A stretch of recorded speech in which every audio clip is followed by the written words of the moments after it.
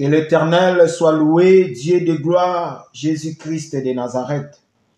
Bien-aimés, nous allons prier. Laissez encore notre moment où nous allons écouter la parole de Dieu. Que l'Éternel nous donne encore le pain quotidien cet après-midi. Dis Seigneur, instruis-moi par ta parole. Donne-moi encore ta sémence. Nous prions dans le nom de Jésus.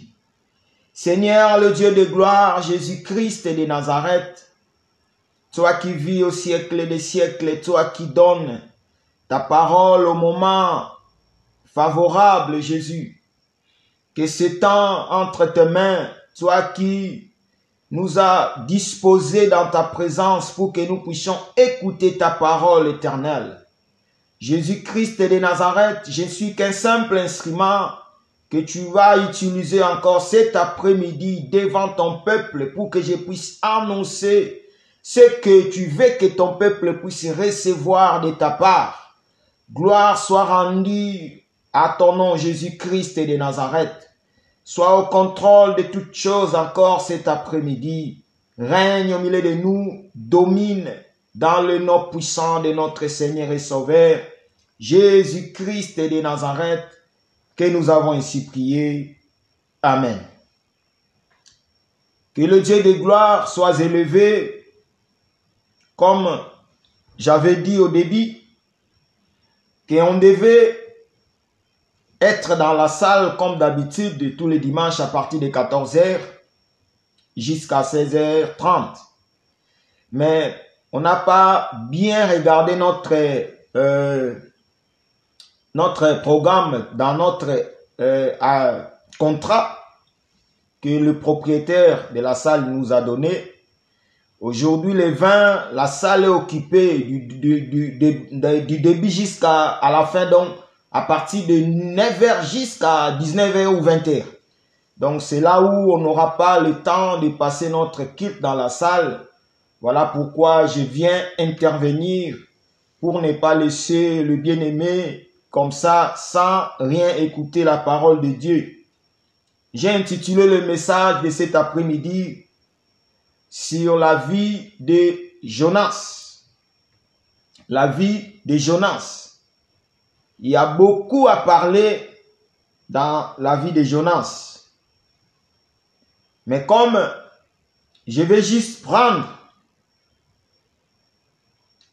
prendre un temps pour expliquer un peu ce que Dieu m'a mis à cœur de partager avec le bien-aimé, avec tous les peuples de Dieu qui nous suivent, ce que Dieu m'a mis à cœur de partager par rapport à la vie de Jonas.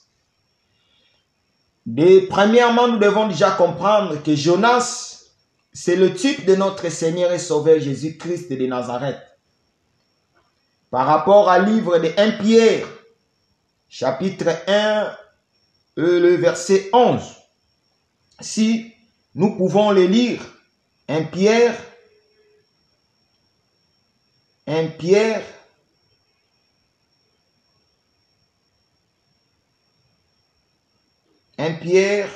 chapitre 1, le verset 11. Je lis au nom de Jésus. La parole nous dit: vous la sondez l'époque et les circonstances marquées par l'Esprit de Christ qui était en eux et qui a testé d'avance la souffrance de Christ et la gloire dont elle serait suivie. Ici, c'est l'apôtre Pierre qui parle. Il dit que tous les prophètes, ils voulaient sonder l'esprit, ils voulaient sonder l'époque et les circonstances marquées par l'Esprit de Christ qui était en eux. Donc on comprend que les prophètes qui ont prophétisé, ils avaient l'Esprit de Christ en eux. Donc ici Jonas que Dieu a appelé, Jonas aussi, il avait aussi l'Esprit de Christ en lui. Voilà pourquoi je voulais expliquer par rapport à la vie de Jonas. J'ai touché d'abord cette écriture pour montrer que Jonas, il avait l'Esprit de Christ. Jonas, il était conduit par l'Esprit de Christ. Donc quand Jonas parlait en réalité, c'est Christ qui parlait en Jonas. Quand Jonas souffrait, c'est Christ qui souffrait.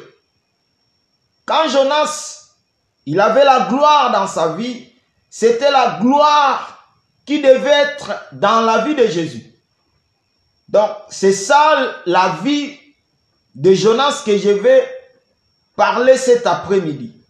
Je ne vais pas toucher vraiment parce que comme je dis, dans Jonas, il y a beaucoup à parler.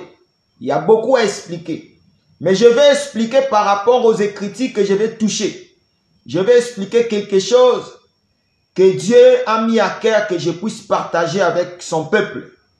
Voilà pourquoi nous allons lire dans le livre de Jonas, chapitre 1. Nous n'allons pas lire tout, mais nous allons commencer à sauter. Donc nous allons prendre écriture et puis nous allons sauter, prendre encore une autre écriture. Après nous allons expliquer ce que Dieu a mis dans les cœurs que je puisse expliquer.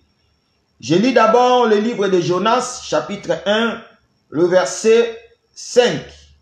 Je lis au nom de Jésus. Le marinier eurent peur. Ils implorèrent chacun leur Dieu. Si tu lis bien, tu vas comprendre ici, la Bible dit que les mariniers eurent peur. Ils implorèrent chacun leur Dieu. Donc on comprend que les mariniers, ils avaient leur Dieu. Parce que pour comprendre, pour ne pas beau tout lire, Dieu, l'Éternel a appelé Jonas. L'Éternel a dit à Jonas, tu vas aller dans cette ville de Ninive, parce que j'ai vu la méchanceté qui montait vers moi.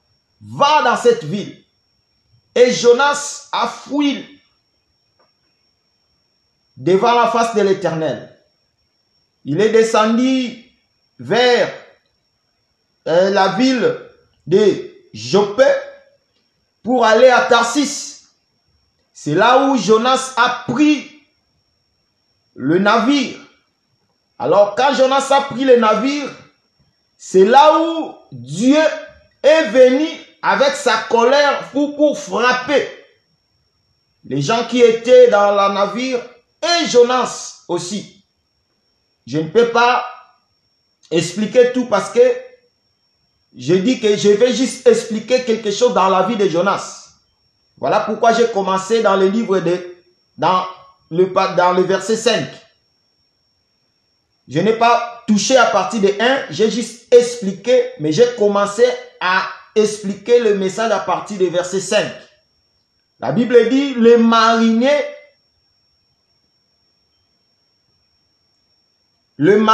eurent peur et ils implorèrent chacun leur Dieu. Comme je venais de dire, ici nous allons comprendre que les mariniers, chacun avait son Dieu. Voilà pourquoi quand il y a la peur qui s'est emparée, la Bible dit chacun commence à implorer leur Dieu. Ils commencent à crier à leur Dieu de venir à leur secours.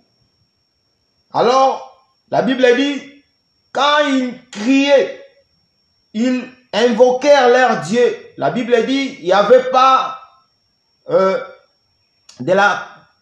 le vague montait encore de plus en plus. Et il y a beaucoup de choses qui se passaient encore où les mariniers commençaient à jeter même des biens dans l'eau pour assouplir un peu la navire pour que la navire ne puisse pas chavirer ou s'immerger dans l'eau. Mais la Bible dit, rien n'a été fait. Nous allons encore lire le verset 8 jusqu'à 10 et puis nous allons sauter, nous allons lire le verset 16. J'ai lu au nom de Jésus. Alors, ils lui dirent,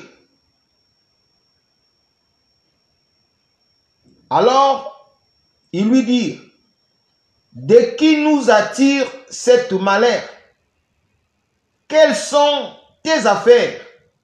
et d'où viens-tu? Quel est ton pays? Et de quel peuple es-tu? Verset 9, il leur répondit, je suis hébreu et je crains l'Éternel, le Dieu des cieux qui a fait la mer et la terre. 10. Cet homme eut une grande frayeur et il lui dit, pourquoi as-tu fait cela? Car cet homme savait qu'il fouillait loin de la face de l'Éternel parce qu'il leur avait déclaré. La Bible dit, quand il y avait de la tempête, quand il y avait des vagues qui soufflaient dans cette navire, la Bible dit, si on lit en haut, ils ont tiré au sort. Quand ils ont tiré au sort, le sort est tombé sur Jonas. Quand le sort est tombé sur Jonas, c'est là où il commence maintenant à poser des questions à Jonas. D'où viens-tu? Où sont tes affaires? De quel peuple es-tu? Quand Jonas a répondu, c'est là où tous les peuples qui étaient dans cette navire et les mariniers ont eu peur. Parce qu'ils ont compris, parce que Jonas lui-même, il avait déjà annoncé aux mariniers qu'il fouillait loin de la face de l'Éternel. Il fouillait loin de Dieu. Nous allons maintenant lire le verset 16. Cet homme fut saisi d'une grande crainte de l'Éternel et ils offrirent des sacrifices à l'Éternel et ils furent devés. Pour que ces mariniers puissent offrir des vœux, des sacrifices à l'Éternel, parce qu'ils ont vu la main de Dieu. Ils ont vu la main de Dieu parce que Jonas a dit aux mariniers, prenez-moi, jetez-moi dans la mer. Si vous me jetez dans la mer, comme c'est la mer qui nous tourmente, c'est la mer qui nous menace, jetez-moi dans la mer et la mer va se calmer. Quand ils ont jeté Jonas dans la mer, la Bible dit, la mer s'est calmée. C'est là où le verset 16 nous dit que ces mariniers ou le peuple qui était dans cette navire, ils ont eu crainte. Ils ont compris que cet homme, il était vraiment un serviteur de Dieu. Voilà pourquoi ils ont compris. Après, ils ont offert des sacrifices à l'Éternel et puis ils ont fait des vœux aussi à l'Éternel. Pourquoi j'ai touché ces écritures 5, 8 à 10 et puis 16? Je voulais juste toucher sur la vie de Jonas. Je vais parler par rapport à Jonas qui fuit l'Éternel, qui vient à Joppé et qui part vers Tarsis. Or, l'Éternel, le Dieu vivant, Jésus-Christ de Nazareth, le Dieu que nous célébrons, le Dieu de gloire, a appelé Jonas. Quand Dieu a appelé Jonas, Jonas commençait à fuir l'Éternel. C'est là où je me suis posé la question pour savoir, quand Jonas fouillait la face de l'Éternel, quand Jonas fouillait loin de l'Éternel, Dieu ne le voyait pas. Dieu voyait Jonas en train de fuir. Dieu voyait Jonas en train de partir vers Joppé. Dieu voyait Jonas en train de payer les prix pour s'embarquer dans cette navire. Dieu voyait. Mais pourquoi pas Dieu sait intervenir avant que Jonas puisse venir à Joppé, puisse entrer dans la navire pour que Jonas attire le malheur dans la vie des innocents? C'est là où j'ai pris cet enseignement pour nous parler de la vie de Jonas. Jonas qui est l'image de notre Seigneur et Sauveur Jésus-Christ. Quand Jonas fuit la volonté de Dieu, Quand Jonas fuit la face de Dieu, quand Jonas fuit loin de l'Éternel, Jonas fuit pour aller vers un peuple. Quand Dieu regardait Jonas, en réalité, Dieu lui-même a voulu que Jonas puisse d'abord fuir sa volonté. Pourquoi j'ai dit cela? Parce que Dieu voyait un peuple qui était dans un navire. Ce peuple-là, comme on lisait dans Jonas chapitre 1, le verset 5, la Bible dit, chacun invoquèrent leur Dieu. Chacun invoquèrent leur Dieu. Donc nous comprenons que ce peuple-là, ils avaient chacun leur Dieu. Or, Dieu connaissait ce peuple-là. Dieu voulait que ce peuple-là le connaisse. Comme Dieu voulait que ce peuple-là le connaisse, Dieu a permis que Jonas puisse fuir sa volonté pour aller auprès de ce peuple-là, pour que ce peuple-là voie la puissance de Dieu, la main de Dieu, pour que ce peuple-là comprenne qu'il y a un Dieu puissant, il y a un Dieu glorieux, qui est différent de leur Dieu qui invoquèrent. Donc c'était dans le plan de Dieu que Jonas puisse premièrement fuir la volonté de Dieu, fuir la face de Dieu, fuir l'Éternel. C'était dans le plan de Dieu. Parce qu'il y a une écriture qui nous dit, il n'y a rien de nouveau sur le soleil. Tout ce que nous voyons a été déjà. Donc s'il n'y a rien de nouveau sur le soleil, c'est que Jonas est en train d'accomplir dans le plan de Dieu, dans la préscience de Dieu. C'était déjà écrit que Jonas doit fuir la volonté de Dieu pour aller vers un peuple, pour donner la connaissance du véritable Dieu vivant, le Dieu de gloire, Jésus-Christ de Nazareth. Pourquoi je dis cela? Parce qu'il y a des écritures qui nous montrent que nous allons d'abord lire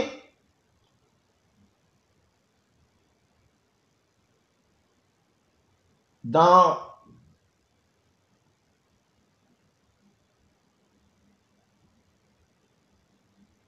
Jean chapitre 6, Jean 6,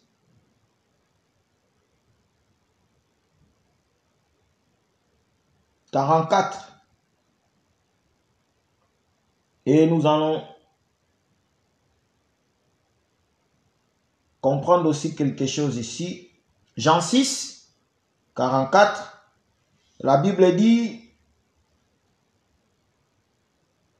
je lis au nom de Jésus, « Nul ne peut venir à moi si le Père qui m'a envoyé ne l'attire, et je le ressuscite au dernier jour. » Ici, c'est Jésus qui parle. Jésus dit, « Nul ne peut venir à moi si le Père qui m'a envoyé ne l'attire, et je le ressuscite au dernier jour. » Donc ici, nous comprenons que nul ne peut venir en Jésus si le Père ne l'attire. Or, pour que le Père t'attire vers Jésus, il faut que tu sois son fils. Il faut que tu sois celui que Dieu a déjà prédestiné avant la fondation du monde. Si tu n'es pas prédestiné, Dieu ne va pas t'attirer vers Jésus. Si Jésus a dit cela, parce que Jésus savait, parce qu'il a dit dans le livre de Jean 17, que Père, ils étaient à toi, tu me l'as donné, je n'ai perdu aucun. C'est là où nous comprenons que ceux qui viennent dans l'Éternel, ceux qui viennent vers Jésus, c'est le Père qui l'attire. C'est le Père qui ramène son peuple vers Jésus. Personne ne peut venir par son propre effort. Personne ne peut dire que moi, j'écris par ma propre effort. Non. si aujourd'hui nous croyons, parce que Dieu nous a attirés, parce que Dieu nous a prédestinés avant la fondation du monde. Et encore dans cette passage, dans le verset 65, où nous allons encore comprendre, le même verset Jean 6, 65, la Bible dit, et il ajouta, c'est pourquoi je vous le dis, que nul ne peut venir à moi si cela ne lui a été donné par mon Père. C'est Jésus toujours qui parle. Et puis dans 70, il dit, toujours dans Jean 6, il dit, Jésus leur répondit, n'est-ce pas moi qui vous ai choisi, vous 12, vous les 12, pardon, et l'un de vous est un démon. Donc ici nous comprenons que Jésus qui choisit, c'est Dieu lui-même qui choisit. Parce que Jésus a dit que celui qui m'a vu a vu le Père. Moi et Père, nous sommes un. Donc, si tu vois Jésus, tu vois directement le Père. Parce que le Père est en Jésus. Quand Jésus choisit, en réalité, c'est le Père qui choisit. Donc, c'est le Père qui attire. Or, Jésus a dit, moi qui vous choisis les 12, mais l'un de vous est démon. Donc, quand Jésus choisit les 12, il savait que parmi les 12, il y a un qui est démon. Donc ici nous comprenons que nul ne peut se vanter par sa propre force, qu'il est devenu un enfant de Dieu par sa propre force. Non, si nous sommes devenus aujourd'hui des enfants de Dieu, nous sommes appelés des enfants de Dieu, c'est pas par notre force, c'est pas par notre force, parce que Dieu nous a déjà aimés, Dieu nous a déjà choisis, Dieu nous a déjà prédestinés avant la fondation du monde. Voilà pourquoi le Père nous a ramenés vers Jésus pour que nous puissions croire à cet évangile, pour que nous puissions croire à cette parole. Donc, nul ne peut dire que je crois à ma propre force. Si nous croyons aujourd'hui parce que Jésus nous a fait grâce, Jésus t'a fait grâce de croire, Jésus t'a fait grâce de croire, de suivre, parce que c'est lui qui t'a appelé, c'est lui qui t'a choisi parmi beaucoup dans le monde, parmi beaucoup ceux qui périssent. Parmi beaucoup ceux qui sont loin de la présence de Dieu. Parmi beaucoup qui sont loin de la grâce. Mais Dieu nous a fait grâce. Dieu nous a choisi. Il nous a ramenés. Voilà pourquoi lui-même a dit qu'il est le chemin, la vie et la vérité. Donc Jésus, c'est lui le chemin, la vie et la vérité. Donc si nous suivons Jésus parce que nous savons que notre Seigneur et Sauveur Jésus-Christ, c'est lui le chemin. C'est lui la vérité, c'est lui la vie. Donc, si tu veux avoir la vie, il faut suivre Jésus. Si tu veux marcher dans le bon chemin, il faut suivre Jésus. C'est lui la parole faite chair. Jésus-Christ de Nazareth. Donc, la mission de Jonas, quand Jonas fouillait la voie de Dieu, fouillait la volonté de Dieu, en réalité, Dieu savait, et puis Dieu a permis que Jonas puisse fuir pour aller visiter un peuple qui avait dans l'ignorance. Parce que nous aussi, on était autrefois dans l'ignorance. Chacun de nous avait son Dieu. Chacun de nous suivait son Dieu. Chacun de nous, il priait comme il veut. Parce qu'on était encore dans l'ignorance. On ne savait pas ce qu'on faisait. C'est ça aussi ce que les gens qui étaient dans la navire, ce qu'ils faisaient. Ils ne savaient pas ce qu'ils faisaient. Mais il y avait un homme qui était là avec eux, qui avait le nom de l'Éternel, qui portait le nom de l'Éternel, qui avait Dieu en lui. Et Dieu a permis pour que ce peuple puisse comprendre, ce peuple puisse suivre sa voie. Nous allons prendre Ésaïe.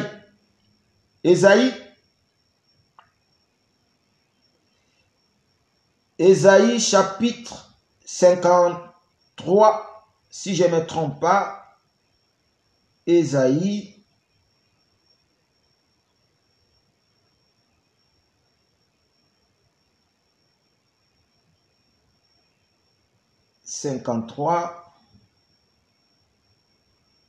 oui, chapitre 6, je lis au nom de Jésus.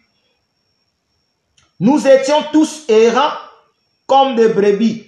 Chacun suivait sa propre voie. Et l'Éternel a fait retomber sur nous l'iniquité de nous tous. Donc, on était tous errants. On était tous dans l'ignorance. On était tous loin de la présence de Dieu. On était tous loin. Mais Dieu nous a fait grâce. Dieu, il nous a fait grâce. Dieu nous a ramenés dans son chemin.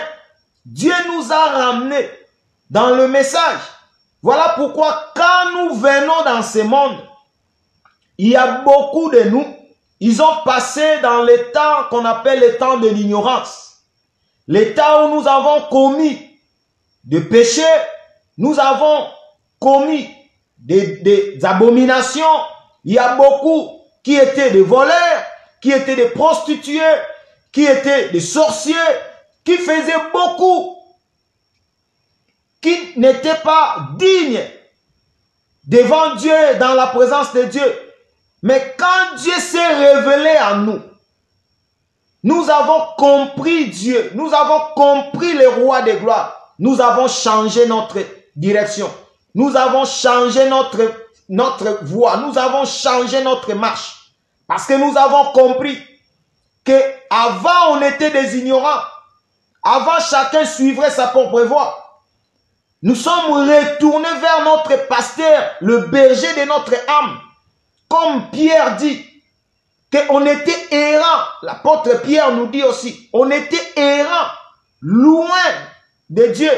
Mais l'Éternel nous a fait grâce de retourner vers le pasteur, le gardien de notre âme. Or, celui qui garde notre âme, c'est notre Seigneur et Sauveur Jésus-Christ. Personne ne peut garder ton âme. Personne dans ce monde ne peut garder ton âme comme Jésus. Voilà pourquoi il a dit dans sa parole que l'âme qui pêche, celle qui mourra. Donc votre âme, c'est Jésus qui les garde.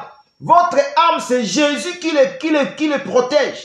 C'est lui le gardien de notre âme. On était errant, on était loin de la face de Dieu. Donc Dieu a permis que Jonas puisse aller visiter ce peuple. Puisse aller visiter le peuple qui était dans cette navire. Parce que Jonas est l'image de notre Seigneur et Sauveur Jésus-Christ. Or, quand Jonas vient dans cette navire, en réalité, Jonas qui est le chemin, la vie et la vérité, il vient pour donner la vie. Il vient pour montrer le chemin. Voilà pourquoi il a donné la vie. Parce que quand chacun des mariniers criait à son Dieu, Jonas, il était là. Il ne faisait rien. Chacun commence à crier, jeter même ses biens dans l'eau, dans la mer. Il voyait la mort. Il voyait que nous allons mourir. Or, il y avait quelqu'un dans cette navire qu'on l'appelle Jonas. Or, Jonas qui est l'image de notre Seigneur Sauveur Jésus-Christ. Or, Jonas, c'est lui qui donne la vie. Or, ce peuple ne devait pas mourir parce qu'il y avait la vie dans cette navire. Comme il y avait la vie dans cette navire, ce peuple devrait vivre. Il ne devrait pas mourir. Quand Jonas s'est levé, Jonas a dit, je suis le serviteur, je fuis l'Éternel. Et puis ce peuple a compris. Parce qu'ils avaient chacun l'air de son Dieu. Ils ont compris qu'il y a un homme ici, qu'il nous a déjà dit, il nous a déjà déclaré qu'il fuit la volonté de Dieu. Qu'il fuit la face de Dieu. Voilà pourquoi Jonas a dit, prends-moi, jetez-moi dans la mer. C'est là où ils ont jeté Jonas dans la mer. Et la Bible dit, la mer s'est calmée. Et ce peuple qui était dans cette navire, ils ont compris.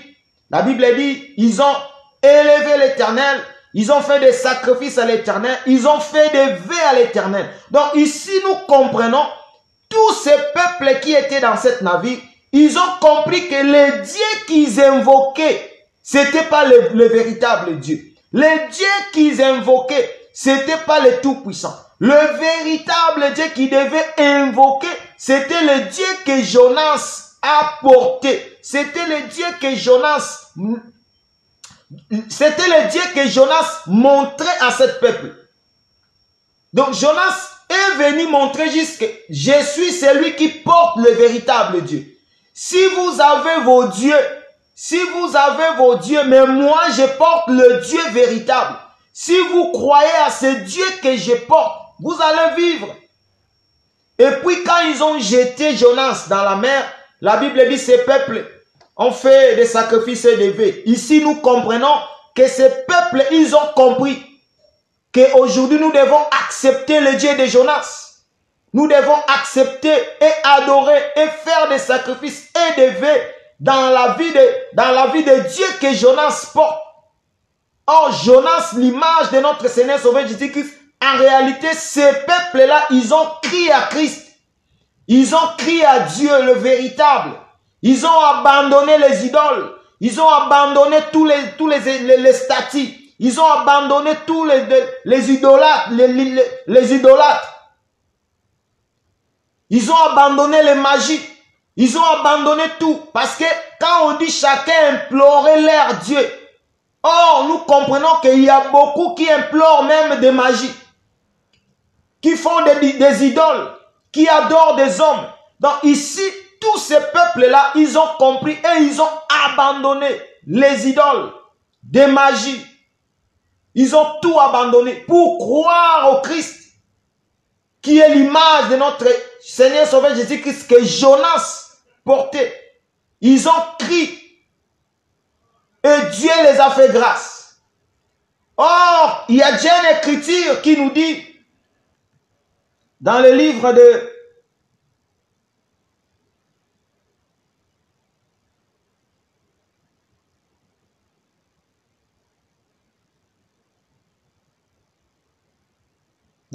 Jean,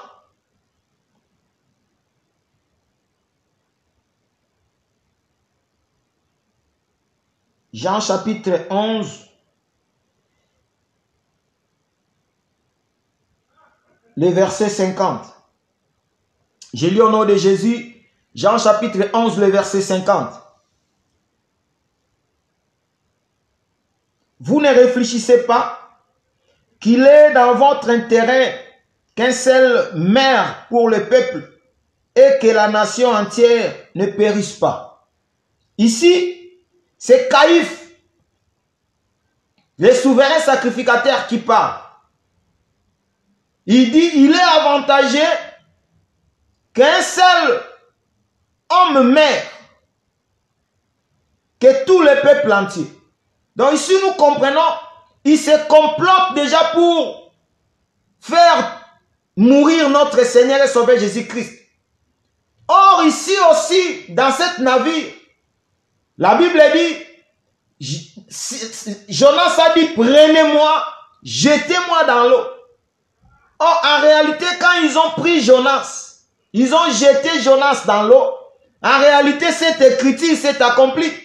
Il est avantagé qu'un seul homme meure.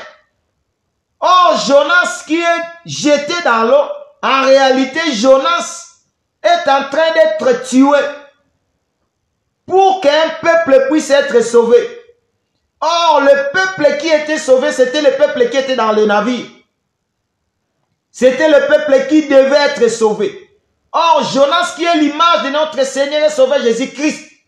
Or, nous comprenons que quand le pharisien, les scribes demandaient un miracle à Jésus, Jésus a bien dit qu'il vous sera donné le miracle de la vie de Jonas. Comme Jonas a fait 3 jours et 3 nuits dans le ventre des poissons. C'est ça le véritable, le vrai miracle que Jésus a annoncé. Que je viens pour donner la vie et mourir pendant 3 jours et je vais ressusciter. C'est ça le miracle que les pharisiens et les scribes, ils ne comprenaient pas par rapport à la vie de Jonas. Or, Jonas, prenez la vie de Jonas. Il dit, si vous voulez comprendre le plus grand miracle, il faut voir la vie de Jonas. Donc, en réalité, Jésus dit, il faut me voir quand je suis venu dans le corps de Jonas. Parce qu'il y a déjà les critiques qui nous disent que tous les prophètes ont prophétisé, ils avaient l'esprit de Christ en eux. Donc, nous comprenons que Jonas, c'est Christ dans la vie de Jonas. Or, quand Dieu, qui est venu en Jonas, a donné la vie à ce peuple, a donné la vie à ce peuple qui était dans cette navire, parce que ce peuple ne connaissait pas Dieu. Mais Dieu voulait que ce peuple puisse le connaître. Dieu voulait que ce peuple puisse le suivre. Voilà pourquoi Dieu a permis, parce que Dieu a vu ce peuple lointain qui était loin dans cette contrée de Joppé, que Dieu a vu que ces peuples, ils veulent être sauvés, mais n'arrivent pas à trouver la bonne personne qui peut annoncer l'évangile, qui peut annoncer mon nom. Voilà pourquoi Dieu a permis que Jonas puisse descendre à Joppé pour aller donner la sémence, pour aller donner la connaissance à ces peuples qui ne connaissaient pas Dieu, qui invoquèrent chacun leur Dieu, qui implorèrent chacun leur Dieu. Pourquoi j'ai touché sur la vie de Jonas? Parce que j'ai dit que dans ce livre de Jonas, il y a beaucoup à parler, il y a beaucoup à expliquer. Parce que quand on a pris Jonas, on a jeté Jonas dans la mer. Or la mer, le livre d'Apocalypse, il nous a déjà expliqué que les eaux que tu vois, ce sont les peuples des nations et des langues. Apocalypse chapitre 17, le verset 15. Donc nous comprenons que Jonas, qui descend dans la mer, qui descend sous la mer, la Bible dit déjà la mer ou les eaux que tu as vues, ce sont des peuples des nations et des langues. Donc Jonas est descendu vers le peuple, les nations et des langues. Or, quand Jonas est descendu vers le peuple, les nations et des langues, la Bible dit qu'il y avait un gros poisson qui est venu pour avaler Jonas. Il y a beaucoup à dire, mais aujourd'hui, je voulais juste toucher par rapport à la visitation de Jonas dans la ville de Joppé. Jonas est venu visiter ces peuples dans cette ville de Joppé. Jonas est venu donner la sémence. Jonas est venu montrer les chemins. Jonas est venu donner la vie dans la vie de ce peuple qui était dans Joppé. Ces peuples, ils ont crié. Ces peuples, ils ont crié à Dieu. Voilà pourquoi aujourd'hui, Dieu, il nous a appelés du monde. Il nous a appelés de l'idolâtrie. Il nous a appelés de ce monde où on faisait, où chacun suivrait sa propre voie. Dieu, il nous a appelés. Il nous a ramenés dans son chemin. Il nous a montré la voie. Dieu nous a fait grâce. Nous avons écouté la voix de Dieu. Nous avons écouté la voix du Seigneur. Aujourd'hui, nous suivrons Jésus. Parce que nous avons vu. Parce que celui qui a vu, c'est celui-là qui va suivre. Celui qui a écouté, c'est celui-là qui va suivre. Ces peuples dans la navire, ils ont vu et ils ont écouté. Ils ont vu la mer en train de frapper. Ils ont vu la mer en train de frapper. Et ils ont écouté Jonas parler. Il dit que je suis le serviteur de l'Éternel. J'ai fui la face de l'Éternel. J'ai fui la volonté de l'Éternel. Aujourd'hui, Dieu nous a donné l'oreille pour écouter, les yeux pour voir. Nous écoutons la parole. Nous écoutons la parole. Quand nous écoutons la parole, nous voyons ce qui se passe dans ce monde. Nous voyons ce qui se passe au milieu de nous. Nous voyons ce qui se passe dans nos entourages. Nous comprenons que nous sommes différents de beaucoup dans ce monde. Regarde bien ta vie par rapport à ce que tu étais avant et par rapport à ce que tu es aujourd'hui. Parce qu'aujourd'hui, tu as déjà crié au Seigneur. Tu confesses le nom du Seigneur. Tu confesses Jésus-Christ dans ta vie. Tu pries que l'Éternel puisse toujours t'aider à fuir le mal, à fuir les péchés. Et l'Éternel nous aide à marcher dans la sanctification, dans l'obéissance de sa parole, de fuir le mal. Mais quand tu vois maintenant tout autour, quand tu regardes ce qui se passe dans ce monde, quand tu vois l'homosexualité en train de monter, quand tu vois tout ce que le monde est en train de mettre en place, c'est ça, Dieu nous a donné les yeux pour voir, pour comprendre. Et Dieu nous a donné l'oreille pour entendre, écouter sa parole. Aujourd'hui, nous écoutons la parole de Dieu et nous mettons en pratique la parole et nous voyons ce qui se passe dans le monde. Voilà pourquoi nous avons compris que nous ne devons pas se conformer à la siècle présent. Parce que la siècle présent, c'est l'ennemi qui domine. Cette siècle présent, c'est le diable qui domine. C'est lui qui règne dans ce monde où nous sommes. Nous, peuple qui sont venus d'en haut, peuple que Dieu a appelé, nous ne devons pas se conformer dans ce siècle présent. Mais nous devons tout le temps renouveler notre intelligence par rapport à la parole, non par rapport à ce qui se passe dans ce monde. Nous devons renouveler notre intelligence, notre sagesse. Or, celui qui donne l'intelligence et la sagesse, c'est Dieu. Or, l'intelligence et la sagesse viennent que par la parole. Quand nous écoutons la parole, quand nous mettons en pratique la parole, c'est là où il y a l'augmentation de l'intelligence et la sagesse. Voilà pourquoi la Bible dit dans les derniers temps, il y aura l'augmentation de la connaissance de Dieu.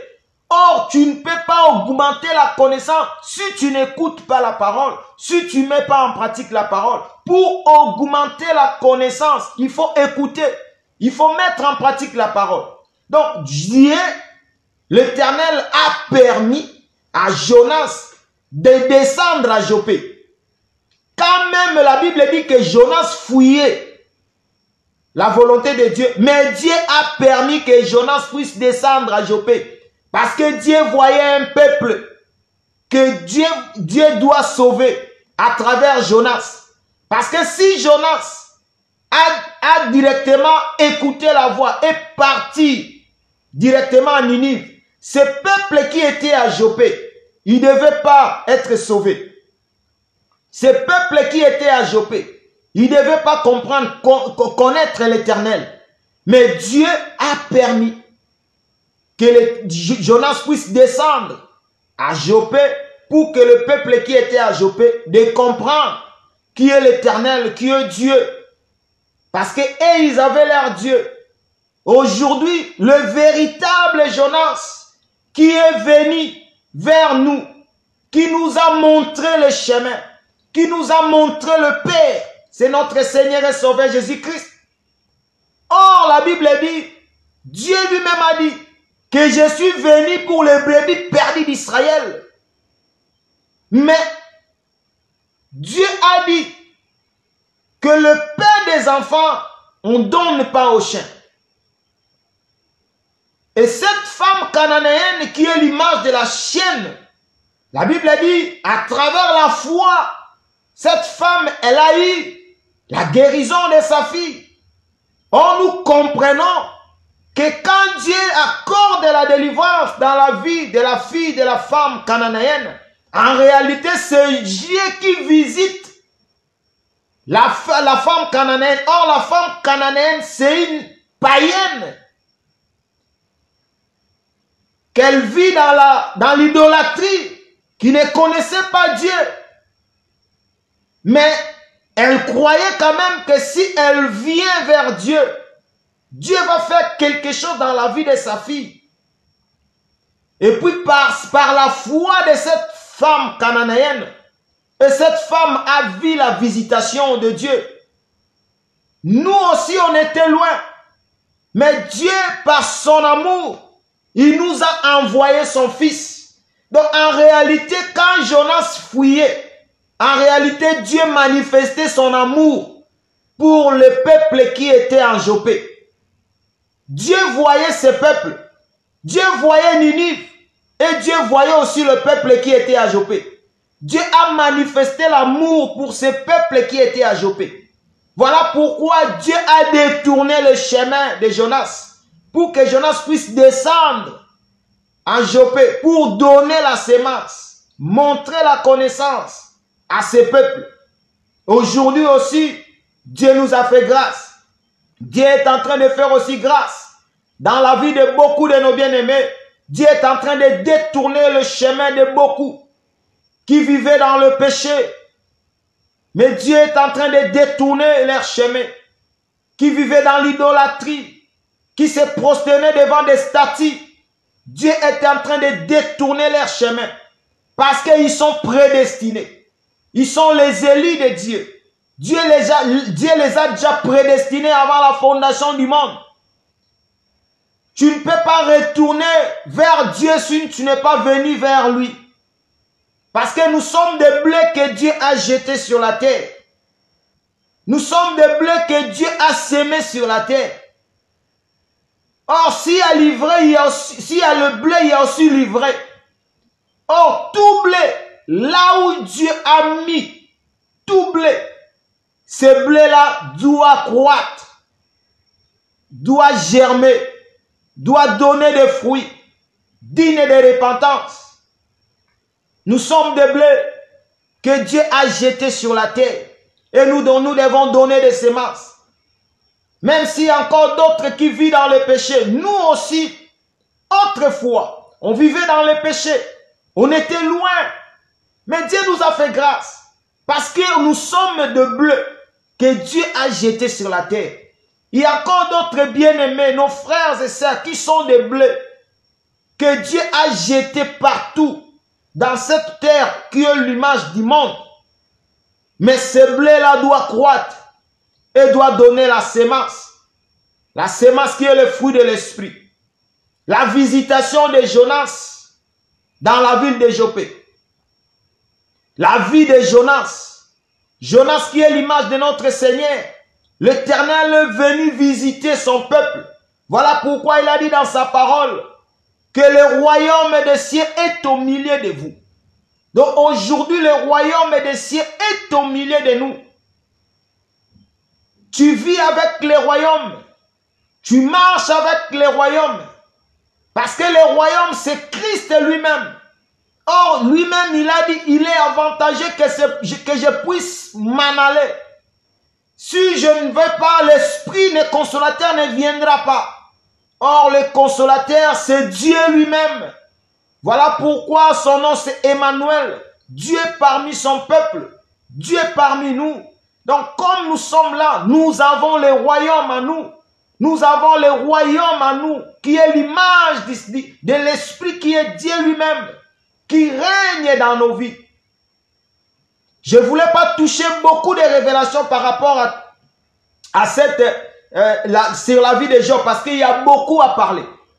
Comme je venais juste intervenir aujourd'hui par rapport à notre programme qu'on devait avoir aujourd'hui, comme il y avait une programme aussi dans la salle, voilà pourquoi je suis venu pour donner un peu par rapport à la vie de Jonas, par rapport à sa descente à la ville de Jopé. Mais il y a beaucoup, parce que nous allons toucher la navire, nous allons toucher la mer, nous allons toucher Ninive, nous allons toucher même la vie de Jonas, parce qu'il y a beaucoup à parler dans la vie de Jonas. Il y a tout un enseignement à donner dans la vie de Jonas. Il y a tout un enseignement. Il y a beaucoup de révélations. Parce que Jonas, c'est l'image de notre Seigneur et Sauveur Jésus-Christ. Donc, tous les mouvements, prendre Jonas, jeter Jonas dans la mer. Prendre Jonas, jeter Jonas dans la mer. Et le gros poisson qui vient avaler Jonas, c'est tout un enseignement. Et le gros poisson qui jette Jonas, pour que Jonas puisse continuer la mission à Ninive, c'est tout un enseignement. Donc il y a beaucoup où on ne peut pas expliquer tous ces livres de Jonas en 40 ou 45 minutes. Voilà pourquoi j'ai pris juste quelques écritures pour expliquer que Jonas, qui est descendu dans la ville de Jopé, en réalité, c'est Christ lui-même qui descend pour manifester son amour dans la vie de ce peuple qui était à Jopé. Parce que Dieu a vu ce peuple qui était loin de sa présence, qui adorait des statues, qui se prosternait devant des statues, qui avait des magies. Mais Dieu a dit que ce peuple sont le peuple qui est venu d'en haut. Je dois d'abord visiter ce peuple pour sauver ce peuple. Parce que Dieu qui connaît la vie de tout et chacun de nous, Dieu qui connaît ta vie, Dieu connaît ton parcours. Voilà pourquoi il ne faut pas te condamner. Il ne faut pas condamner ton passé. Parce qu'il y a beaucoup quand ils regardent leur passé, ils pensent comme si ce qu'ils voient aujourd'hui, c'est par rapport à la vie passée. C'est par rapport à leur vie passée. Non. Dieu qui t'a envoyé sur cette terre, Dieu savait que tu dois passer par cette vie-là avant de connaître son nom, avant de le suivre. Dieu savait que tu dois passer par cette vie-là. Il n'y a rien de nouveau sur le soleil. Il n'y a rien de nouveau. Nos vies ne peuvent jamais être cachées devant Dieu. Personne ne peut être caché devant Dieu. Donc, notre passé, Dieu a voulu que nous puissions passer dans telles étapes. Aujourd'hui, nous devons glorifier Dieu. Dieu qui nous a fait grâce de le connaître. Et dire merci à Dieu qui a permis que nous puissions passer dans des vies que nous avons passées avant que nous puissions comprendre le Seigneur. Il ne faut pas commencer à prendre ta vie passée et commencer à le mettre au présent. Il ne faut jamais. Or, la Bible déjà nous dit que celui qui est venu en Christ Jésus, il est devenu une nouvelle créature. Des choses anciennes sont passées. Toutes choses sont devenues nouvelles. Donc, en réalité, toutes les choses anciennes sont déjà passées. Mais quand toi, tu ramènes encore des choses anciennes, tu les mets aujourd'hui, en étant en Christ Jésus. Je ne sais pas si tu comprends vraiment ton état, si tu comprends vraiment ce que tu es. Il ne faut pas prendre encore ta vie passée et de le ramener aujourd'hui dans ta vie présente, que tu as déjà crié au Seigneur, que tu as déjà crié à notre Seigneur et Sauveur Jésus-Christ. Ta vie passée, c'est déjà passé. Aujourd'hui, quand Dieu te voit, Dieu ne te voit pas par rapport aux vies passées. Dieu te voit par rapport aux vies présentes. Vis ta vie présente avec l'Éternel. Prépare le royaume. Prépare l'enlèvement. Ne vois pas tout ce qui était passé. Prépare l'enlèvement.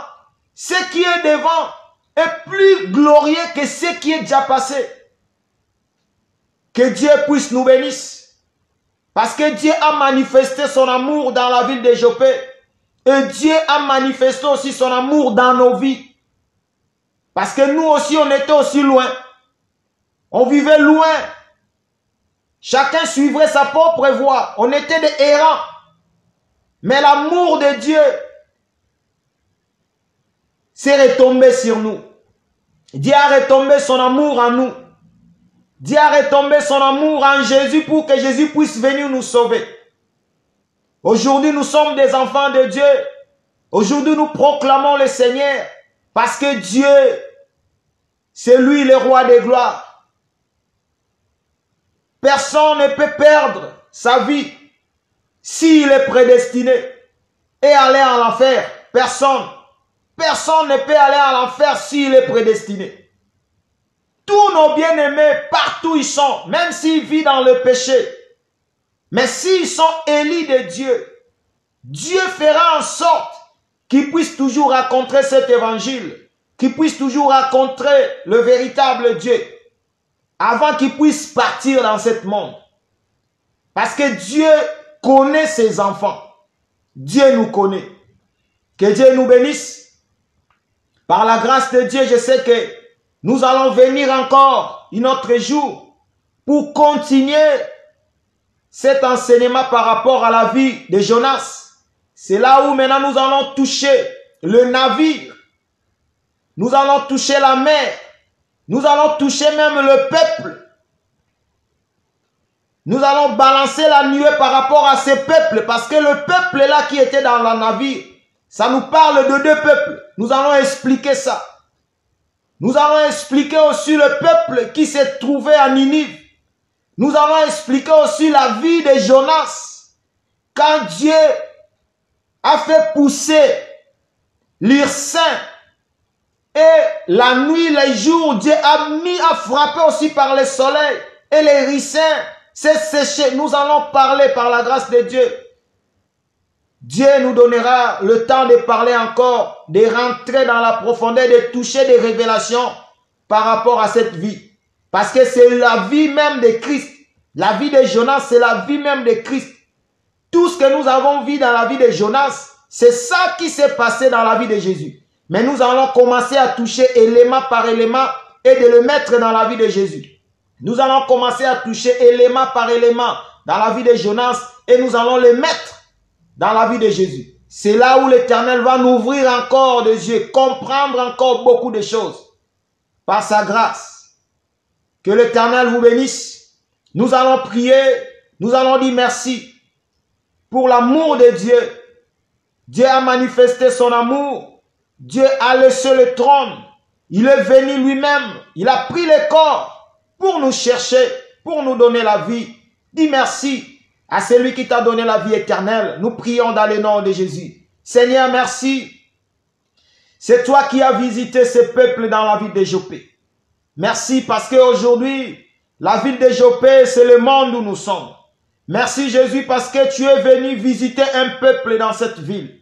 Le peuple que tu es venu visiter dans cette ville de Jopé qui est l'image de ce monde, c'est moi. C'est mon frère qui me suit. C'est ma sœur qui elle est là en train de me suivre. C'est nos bien-aimés qui sont partout éparpillés dans ce monde. Seigneur, tu es venu nous chercher. Merci parce que tu nous ramènes petit à petit, le roi des gloires. Tu nous ramènes petit à petit jusqu'à ce que ta femme va être complète, éternelle. Parce que quand tu as formé Adam, tu as pris le côte, mais quand tu as formé Adam morceau par morceau jusqu'à ce que Ève soit, elle est devenue une femme éternelle. Aujourd'hui, tu formes ta femme qui est l'église. Tu nous prends morceau par morceau, partout où nous nous trouvons. Tu nous rassembles petit à petit. Voilà pourquoi nous sommes des corps.